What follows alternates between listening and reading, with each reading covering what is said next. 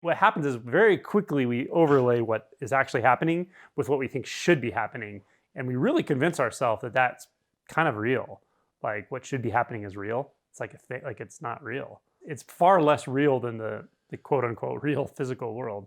Say, I don't know, just as an example, you're at a party or at a gathering or something and one person doesn't soothe you, but you don't realize that's not what you don't realize that's what it is. Like you're just feeling, say, social anxiety, but you're expecting, without even knowing it, someone at that party to make you feel soothed or relaxed, but that's not their job and it's not their role, and they don't even know that they have that assignment, right? So the first time you bump into someone who dismisses you or something, like they're not interested in talking to you, so now you feel hurt by that or something, without noticing that expectation. So then what do? You find another way to soothe yourself. So maybe you talk to someone else who is, I don't know, something, or you drink something, right? Or you do a physical thing to soothe yourself, like smoke something or drink something. Like you're all the way down this chain of reactions and you don't even, how can you see what actually happened? So that's the beauty of this, is it really breaks it down to like the initial experience. Someone slights you in some way at work, they criticize your work or anything, right? And your expectation might be they should apologize, right? And if you get frustrated with them, you might start acting passive aggressive. You're in your head about it.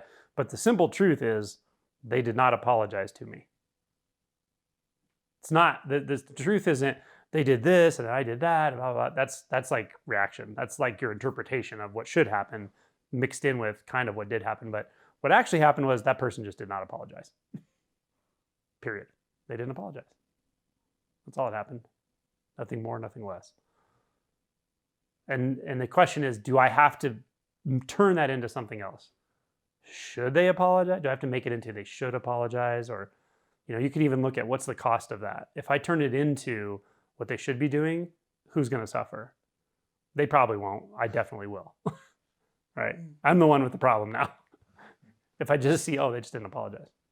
In fact, that often will keep you from making, if you really can't see this, if you really have distorted beliefs about what other people should be doing for you, that's when you get yourself into really bad situations. Like, say, people who end up in a bad relationship or with the same kind of person over and over and over.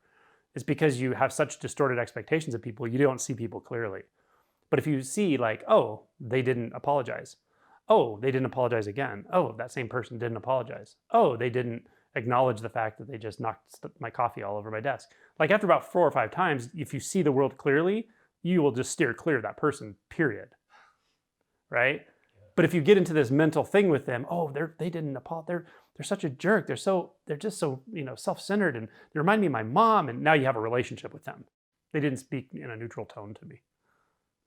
Or it could be what, they didn't, like I did them a favor at work and I noticed they didn't acknowledge it at all. Or my boss didn't acknowledge my work. I personally remember learning things like this before awakening, for sure. And it changed the way I would interact with people. It didn't like fundamentally shift my identity, but definitely like changed the way I interacted with people at work and stuff at various times. Turn things that could become very dramatic into something that's just neutral, basically. It's important to see at some point like how much expectation you have of other people. And you start to realize it's kind of unfair, actually. And I want everyone in the world to soothe me like every time I meet them. That's just doesn't make any sense, And if you like really extrapolate, okay, well, what would I feel like if I genuinely have that expectation of every single person I come in contact with? I'm going to be disappointed a lot. Period. I'm going to be very disappointed. I'm going to feel not soothed all the time. I'm going to feel like I have no capacity to soothe myself, right? Because I'm convinced I need this person to soothe me and that person to soothe me, and that's nonsense. Like you actually don't. But again, you'll structure your life to mirror what you actually believe about it. You'll find people who will cater to that sometimes, or find other people who reject it, and then you'll struggle with them or whatever. But they shape the way you see the world.